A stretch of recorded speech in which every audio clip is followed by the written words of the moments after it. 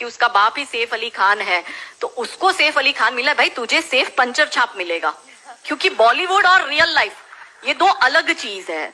पर हमारी बेटियां ये समझती नहीं। तो 13-14 साल की बच्ची के दिमाग में ये कि अगर प्यार करना है तो मुसलमान से करो, मैं इतिहास में छप जाऊंगी, मेरी तो लव स्टोरी बन जाएगी। फिर वो अलग बात है, वो 35 टुकड़ों में आती है। दूसरी बात ये कि 25 साल की लड़कियों को ये बिगाड़ रहे हैं। 25 से 35 साल की शादीशुदा महिलाओं को बिगाड़ने का काम एकता कपूर जैसी महिलाएं अपनी टीवी सीरियल के माध्यम से करती है। कैसे करती है कि वो अपने टीवी सीरियल में एक महिला बिल्कुल टिपिकल हमारे ड्रेसअप में, अच्छी सी साड़ी, बड़ा बड़ा मंगलसूत्र, बड़ा सिंदूर, बड़ी बिंदी, पीछे अंबे माँ का बहुत बड़ा स्टैच्यू होगा। आप देखना उसके सारे सीरियल में ये इंडिकेट्स होते हैं कि हिंदू धर्म को बर्बाद कर दो। देखिए, कोई भी देश को बर्बाद करने के लिए बम, बारूद, गोला, असला, मिसाइल दागने की जरूरत नहीं है। आप उस देश की सांस्कृतिक व्यवस्था, शैक्षणिक व्यवस्था और पारिवारिक व्यवस्था को खत्म कर दो, वो देश अपने आप खत्म हो जाएगा। यही षड्यंत्र चल रहा है। तो इस देश में महिलाओं और बेटियों के दिमाग को खराब कर दो, क्योंकि हम परिवार व्यवस्था में समझते हैं। तो जो बेटी हमारी आज हमारे घर की बेटी, वो किसी के घर की बहू बनेगी और वो दो परिवारों को जोड़ती है, तो उन परिवारों को बर्बाद करने का षड्यंत्र चल रहा है। तो होता क्या है, दिखाएंगे क्या सीरियल में? प्यार एक से करेगी, शादी दूसरे से करेगी, फिर जीवन में कोई तीसरा आएगा, दूसरा मर जाएगा, फिर चौथा पसंद आएगा, फिर दूसरा जो मर गया वो जिंदा हो जाएगा, फिर कंफ्यूज हो जाएगी चौथे के साथ जाओ कि दूसरे के साथ जाओ। यही दिखाती है वो। क्या सच में यहाँ जो मेरी महिला, मेरी बहनें बैठी, वो बताओ कि क्या हम हिंदू महिला है 4-4 पुरुषों के साथ संबंध रखती है? बताओ, जोर से बोलो।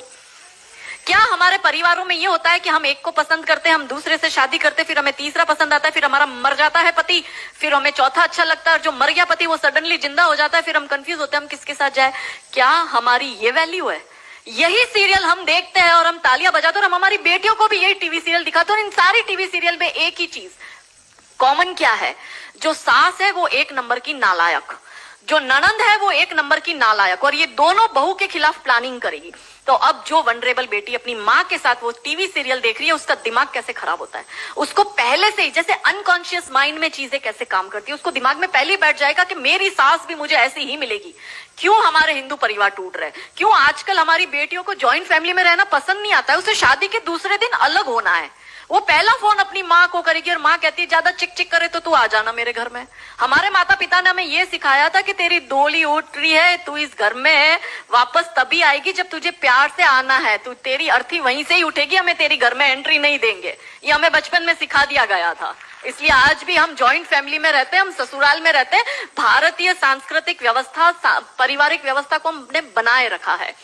फिर एकता कपूर क्या करेगी? अनुपमा जैसी सीरियल में, ये एक ऐसी सीरियल है इसमें इतने ब्रेकअप और इतने डिवोर्स दिखा दिए कि इतने तो मुझे लगता है यहाँ जितनी मेरी बहनें और जितने मेरे भाई बैठे, इनके जान पहचान परिवार पूरे खानदान में नहीं हुए होंगे, इतने उस एक सीरियल में दिखाए। अब हमारी बेटी जो वहां जाती है, उसको लगता है मेरी ननंद नालायक, मेरी सास नालायक। इसलिए अब देखो सास बहू में निपटी नहीं। पहले कैसे निपटी थी, पहले कैसे रहते थे? और तीसरा जो मैंने कहा OTT, 35 से 45 वर्ष तक की महिला जो कि वर्किंग विमेन है, जो जॉब करती है, उस महिला को कैसे दिमाग खराब करना है फेमिनिज्म के नाम पर। यदि आप नौकरी कर रही है तो आपको परिवार नहीं चाहिए, आपको पति नहीं चाहिए, आपको सास ससुर नहीं चाहिए, वो सब आपके पैर की जूती, क्योंकि आप वर्किंग विमेन है, आप नौकरी कर रही है। और एक हाथ में दारू का ग्लास, दूसरे हाथ से सिगरेट फूको, अंग्रेजी में बड़ी बड़ी गालियां बको और आप अपने आप को फेमिनिस्ट कहो। क्या ये फेमिनिज्म है? ये फिल्म क्यों नहीं बनाते नायिका देवी पर, दुर्गावती पर, रानी कमलावती पर, रानी चिन्नमा पर, रानी अब्बका पर, रानी लक्ष्मीबाई पर? ये ऐसी फिल्म क्यों बनाते हैं? ये बनाए रानी नायिका देवी पर फिल्म के जिसने मोहम्मद गौरी को नपुंसक बनाकर गुजरात से मार के भगाया था और वो 13 साल तक वापस भारत में नहीं आया था। ये इसलिए नहीं बनाएंगे क्योंकि भारत की बेटी को करीना खान बनाकर उसकी कोख से तैमूर और जहांगीर पैदा करवाने हैं। बहुत बढ़िया, बहुत बढ़िया। ये नहीं चाहते कि हमारे देश की बेटी दुर्गा